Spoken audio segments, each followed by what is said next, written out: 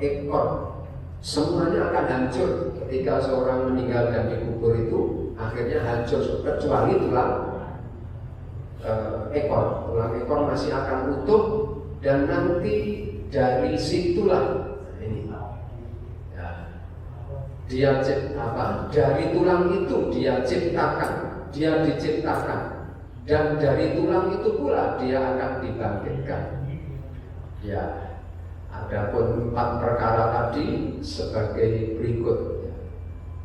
Ini dalam sebuah hadis disabdakan oleh Rasulullah SAW. Sesungguhnya seseorang di antara kalian benar-benar dihimpunkan penciptaannya di dalam perut ibunya selama 40 hari dalam bentuk nutfah. Kemudian berupa alaqah dalam masa yang sama. Kemudian dalam bentuk segumpal daging dalam masa yang sama pula. Kemudian diutus seorang malaikat kepadanya, maka malaikat itu meniupkan roh ke dalam tubuhnya dan diperintahkan untuk mencatat 4 kalimat, 4 perintah, yaitu tentang rezekinya, ajalnya, dan amal perbuatannya, serta apakah dia termasuk orang yang celaka atau orang yang bahagia. Demi Allah, yang tidak ada Tuhan selain Dia, sesungguhnya seseorang di antara kalian benar-benar mengerjakan amal perbuatan ahli surga sehingga tiada jarak antara dia dan surga selain hanya 1 hasta. Tetapi suratan takdir telah mendahulunya bahwa dia termasuk ahli neraka, maka pada akhirnya dia mengerjakan perbuatan ahli neraka dan dimasukkanlah dia ke dalamnya. Dan sesungguhnya seseorang di antara kalian benar-benar mengerjakan amal perbuatan ahli neraka sehingga tiada jarak antara dia dan neraka selain 1 hasta. Tetapi suratan takdir telah mendahulunya bahwa dia termasuk ahli surga, maka pada akhir hayatnya ia mengamalkan perbuatan ahli surga dan dimasukkanlah dia ke dalamnya. Ya, artinya apa? Jangan tergesa-gesa kita bangga dengan amal perbuatan kita yang mungkin sudah soleh. Ya, bisa jadi ya, karena kesombongan kita kemudian akhirnya tinggal jarak sehasta ya, untuk masuk ke pintu surga. Tibanya karena sombongnya lalu dia bisa kepleset masuk neraka karena sombongnya tadi. Ya, artinya menutup hidupnya dengan keburukan.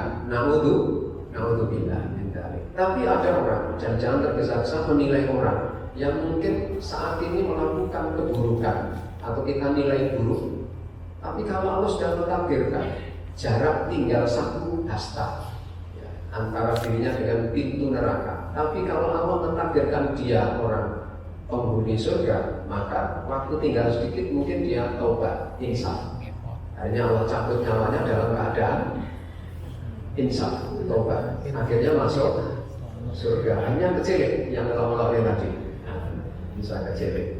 Ini juga demikian. Mudah-mudahan kita tidak mudah tergesa-gesa untuk menilai orang. Baik Bapak Ibu, sampai ayat 14 karena kesimpulannya tidak ada yang membacakan di rotot takpolin sampai ayat 14 tadi. Hanya belum tuntas. Masih ada lanjutannya. Namun demikian saya berharap jangan lewatkan karena masih menarik di setelahnya. Kersane ramu biasa.